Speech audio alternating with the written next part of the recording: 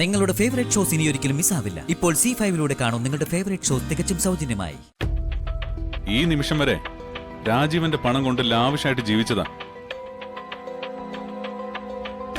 രാഗി എത്ര പണം ചോദിച്ചാലും രാജീവ് കൊടുക്കും. ആ പണം ആര് ചെലവഴിക്കുന്നെന്നോ എന്തിനു ചെലവഴിക്കുന്നെന്നോ എന്നും ചോദിച്ചു വരാറുമില്ല.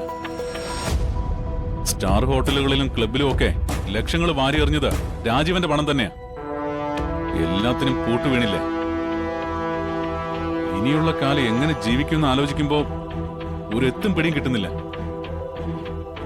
ആ കൊച്ചിന് 18 വയസ്സ് തികയുന്നതുവരെ ചിലവിനുള്ള പൈസ എഴുതിയെടുക്കാൻ രാഖിക്ക് അവകാശം പറഞ്ഞിരിക്കുകയല്ലേ.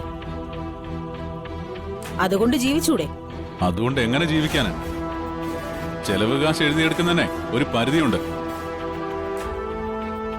കൂടിപ്പോയ ഒരു 10-50,000 രൂപ. എനിക്കതൊരു വലത്തിന് തികയില്ല. അപ്പൊ നീ പറയുന്നത്?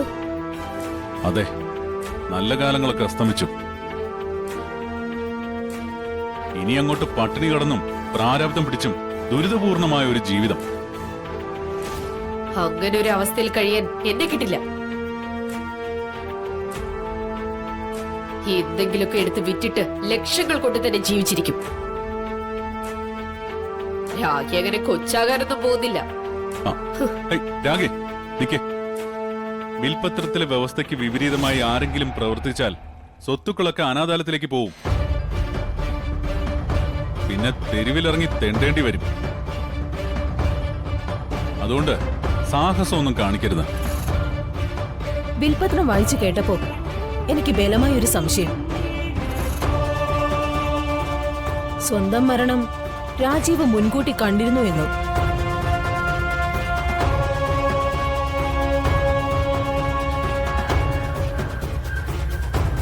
അല്ലെങ്കിൽ ഇത്ര കൃത്യമായി കണക്ക് കൂട്ടി വിൽപത്രം എഴുതാൻ കഴിയുന്നത് എങ്ങനെയാ?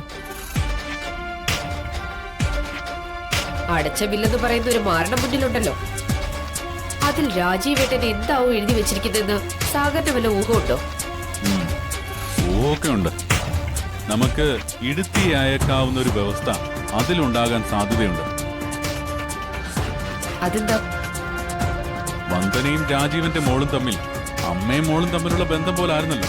അതുകൊണ്ട് രാജീവ് തന്റെ സ്വത്തുക്കൾ ഏറ്റെടുക്കാനുള്ള അവകാശം വന്ദനയുടെ പേരിൽ വ്യവസ്ഥ ചെയ്തൂടെ?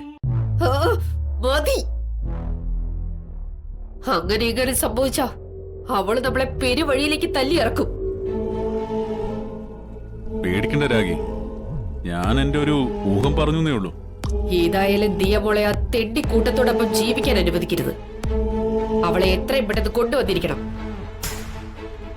അതെ മോനെ, ആ കൊച്ച് നമ്മുടെ കസ്റ്റഡിയിലുള്ളത് നമുക്ക് എന്തുകൊണ്ടും ബലം. എത്രയും പെട്ടെന്ന് ആ കൊച്ചിനെങ്ങി പൊക്കിക്കൊണ്ട് പോരെ.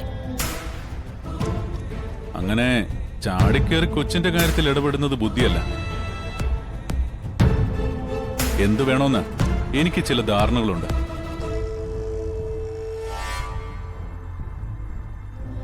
ഞാൻ ഒരാളെ വിളിക്കാൻ പോവാ. ബാക്കി കാര്യങ്ങൾ അയാള് നോക്കിക്കോളും.